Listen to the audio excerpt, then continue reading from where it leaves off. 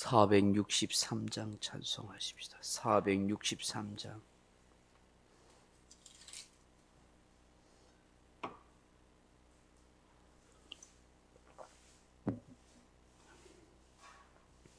(463장입니다) 신자 되기 원합니다. 진심으로 신자 되기 원합니다. 진심으로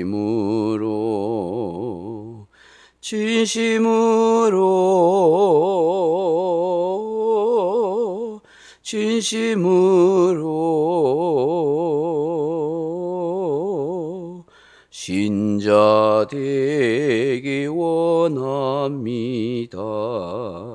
진심으로 사랑하기 원합니다. 진심으로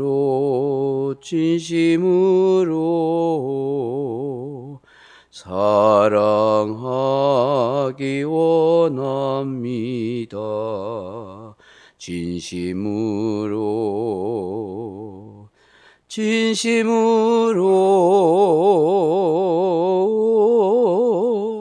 진심으로 사랑하기 원합니다. 진심으로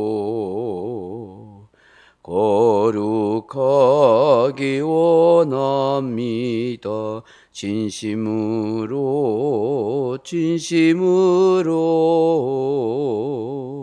거룩하기 원합니다.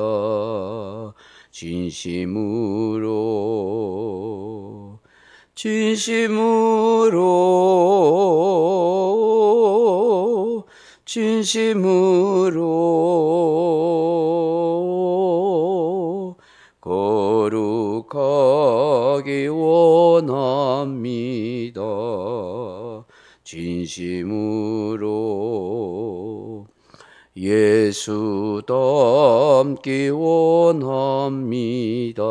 진심으로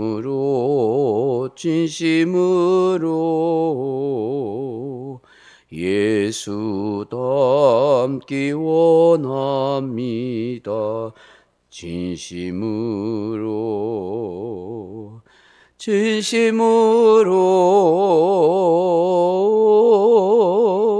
진심으로 예수 닮기 원합니다. 진심으로 아멘. 하나님 말씀 사도행전 3장 11절로 15절 말씀 같이 읽으십시다. 11절입니다. 나은 사람이 베드로와 요한을 붙잡으니 모든 백성이 크게 놀라며 달려나아가 솔로몬의 행각이라 불리우는 행각에 모이거늘 베드로가 이것을 보고 백성에게 말하되 이스라엘 사람들아 이 일을 왜 놀랍게 여기느냐 우리 개인의 권능과 경건으로 이 사람을 걷게 한 것처럼 왜 우리를 주목하느냐 아브라함과 이삭과 야곱의 하나님 곧 우리 조상의 하나님이 그의 종 예수를 영원롭게 하셨느니라. 너희가 그를 넘겨주고 빌라도가 놓아주기로 결의한 것을 너희가 그 앞에서 거부하였으니 너희가 거룩하고 의로운 일을 거부하고 도리어 살인한 사람을 놓아주기를 구하여 생명의 주를 죽였도다. 그러나 하나님이 죽은 자 가운데서 그를 살리셨으니 우리가 이 일의 증인이라. 아멘. 사랑하는 성도 여러분, 그리스도인이란 무엇을 말합니까? 그리스도인은 누구입니까? 그리스도인이란 길이요 진리요 생명이신 예수 그리스도를 믿고 그분을 닮아가는 사람입니다. 이런 사람을 두고 그리스도인이다, 기독교인이라 그렇게 말합니다. 그리스도를 믿지 않고 닮아가지 않는 사람을 어떻게 그리스도인이라 부를 수 있겠습니까? 부를 까닭도 없습니다. 그리스도인은 예수 그리스도를 자기 삶의 주인으로 모시고 사는 사람입니다. 자기 생의 주인으로 모시고 사는 사람, 그것이 바로 그리스도인입니다. 그리고 그 예수 그리스도의 발자취와 그의 뜻을 따라 살려고 하는 것입니다. 우리가 예수님을 내 인생의 주인으로 모시고 살다 보면 모든 면에 걸쳐서 주인이신 예수님을 닮아가고자 하는 마음이 생기고 또 닮기 마련입니다. 그리스도인이 교회를 다니는 목적이 여기에 있고 기도하는 까닭도 여기에 있습니다. 세상은 날이 갈수록 악해져 갑니다. 그러나 그리스도인은 날이 갈수록 예수 그리스도를 닮아가는 것이어야 합니다. 그리고 내 목소리와 내 입술과 내 표정과 내 삶을 통해서 그리스도를 드러나게 하는 것입니다. 그게 진짜 그리스도인인 것입니다. 오직 예수님께만 영광을 돌리고 살고자 하는 마음과 삶이 있는 사람입니다. 그 길만이 단 한 번밖에 없는 내 인생, 리허설이 없는 인생, 다시 쓸 수도 없는 인생, 지우개로 지울 수도 없는 인생, 그런 인생을 복되고 아름답게 승화시켜 가는 그런 유일한 길이 되기 때문입니다. 그런데 사람은 언제 타락하게 됩니까? 그리스도인에게 있어서 제일 위험할 때가 언제이겠습니까? 내가 누군가에게 인기가 있을 때입니다. 명성이 자자해질 때입니다. 사람들의 입에 닳도록 칭찬과 인정을 받을 때입니다. 내가 이만큼 살았으면 잘 살았다고 생각하거나 성공했다고 자부심을 가질 때입니다. 그때가 가장 위험하고 가장 조심해야 할 때라 하는 것입니다. 그때 교만의 마귀가 틈을 탑니다. 그때 하나님께 영광이 아니라 자기 영광을 노래하게 됩니다. 그때 사람들이 예수님을 자랑하지 아니하고 자기 자랑을 하게 되는 것입니다. 내가 이만큼 잘 믿는다고 생각했을 때, 이만큼 신앙생활 잘 한다고 생각했을 때, 이만큼 봉사 열심히 한다고 생각했을 때, 이만큼 내가 좀 내놓을 만한 것이 있다라고 생각할 때가 위험한 것입니다. 성경은 자기 자랑, 자기 영광을 치부하다가 망한 사람을 많이 기록하고 있습니다. 그 대표적인 사람은 에스더에서 나오는 하만이라 하는 사람입니다. 자신에게 절하지 않는다고, 자신에게 권세 앞에 아부하지 않고 무릎 꿇지 않는다고 모르드게와 유대인들을 다 학살하고 죽이려 했습니다. 그리고 자신과 자신의 가문의 영광을 드러내려 했습니다. 그러다가 모르드게를 죽이려고 높이 달았던 장대에 자기 자신이 결국은 달려 죽으셨습니다. 세계의 거대한 나라를 다스렸고 정복했던 그런 강대국이었던 바벨론의 느부갓네살 왕은 그 거대한 지역과 자기의 왕국의 위엄을 보고 스스로 자랑하고 교만하는 마음을 먹다가 결국 어떻게 해요? 미치광이처럼 수년 동안 그렇게 비참하게 살았을 때가 있었습니다. 그 아들 벨사살 왕은 그런 아버지를 알고 있음에도 불구하고 다니엘 시절에 하나님의 성전에 가져왔던 각종 기물들과 선물을 가지고 우상 숭배하는 데와 술 마시는 도구로 사용하다가 결국은 비참하게 한날 죽고 말았었습니다. 또 우리가 알고 있는 헤롯 대왕은 자신의 위세와 굵직하고 엄숙한 목소리를 자랑하며 사람들의 칭호를 받다가 한순간에 급사하고 말았었습니다. 성경은 선줄로 알거든 넘어질까 조심하라 그렇게 말씀합니다. 잠언 16장 18절에 교만은 패망의 선봉이요 거만은 넘어짐의 앞잡이니라고 말씀하십니다. 우리가 항상 해야 할 일은 하나님의 은혜에 입은 것을 고백하고 하나님께 예수님께 감사하고 영광을 돌리려는 겸손한 마음 자세입니다. 그래야 사단 마귀에게 넘어가지 않습니다. 교만의 엄청난 시험에 빠지지 않게 된다 하는 것입니다. 오늘 본문을 보시면 두 가지 중요한 단어가 우리에게 나옵니다. 12절 하반절에 보면 왜 우리를 주목하느냐 하는 것입니다. 왜 우리를 주목하느냐. 그리고 중요한 것은 13절 중반전에 우리 조상의 하나님이 그의 종 예수를 영어롭게 하셨느니라 하는 것입니다. 이것이 이 본문의 굉장히 중요한 키포인트입니다. 아시다시피 낳은 사람이 베드로와 요한을 성전에서 보고 그를 꽉 붙잡았습니다. 감격에 겨워 기뻐했습니다.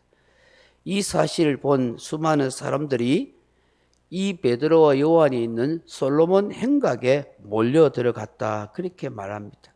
이 솔로몬 행각은 그 당시 성전 안에 이방인의 뜰 주변에 있었던 그 빙 돌아가면서 세워진 지붕이 있는 대리석입니다.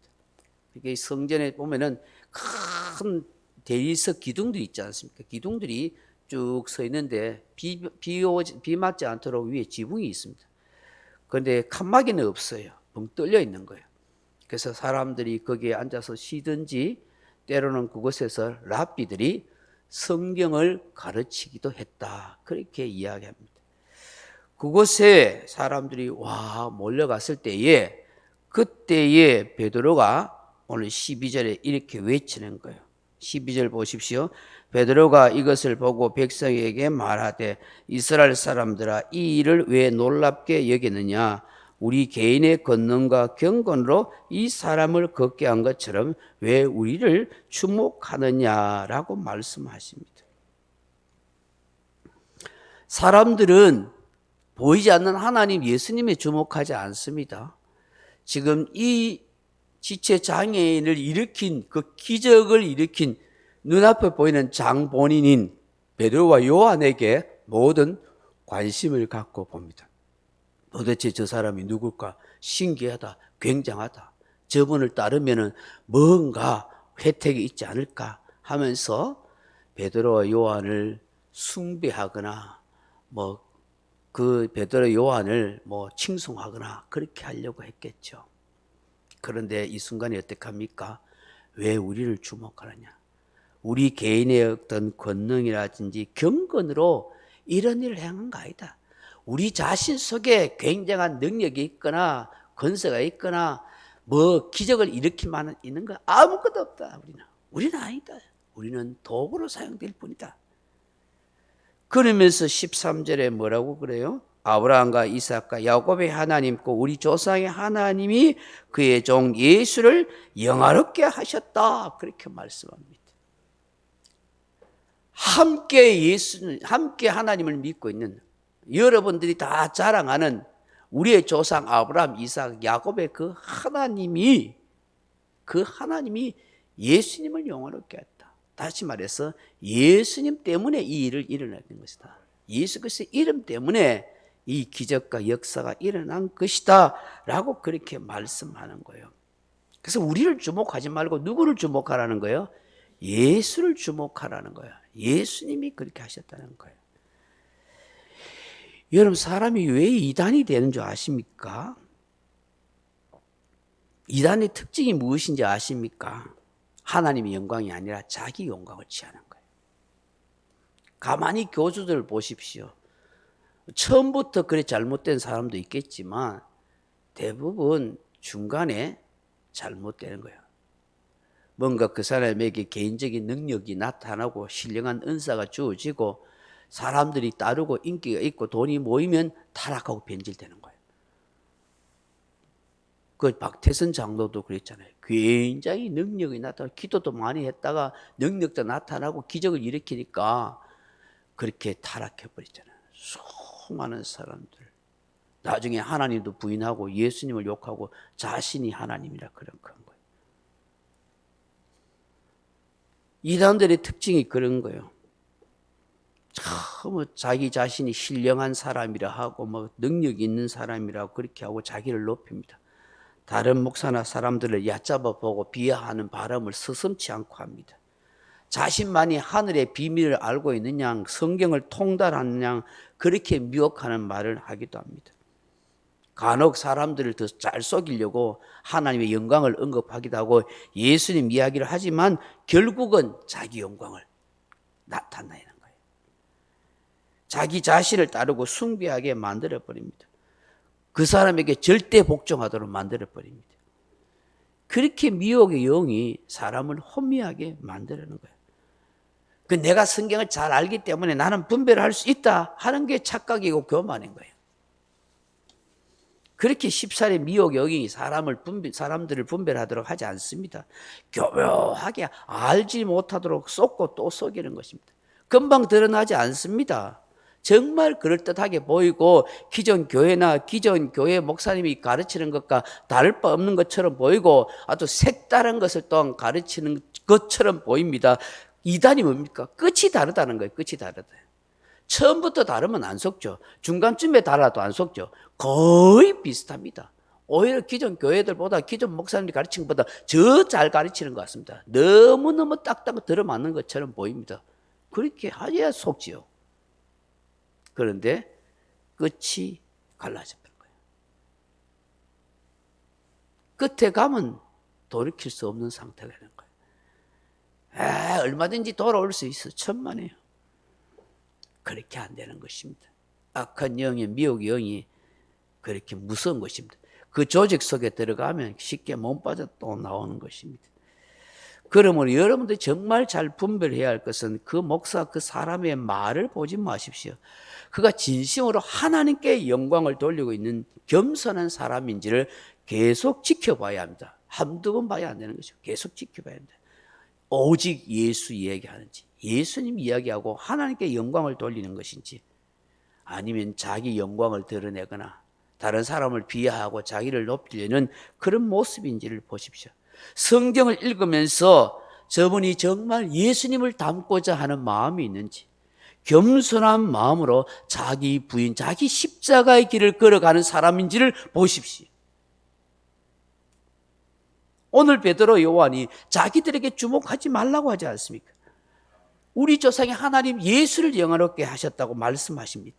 너희들이 죽인 생명의 주를 하나님이 살리셨다고 그렇게 외치고 있는 것입니다. 다만 이 일에 대해서 우리는 오늘 본문 15절에 뭐라고 있어요? 정의를 부리라 이거야. 15절 보십시오.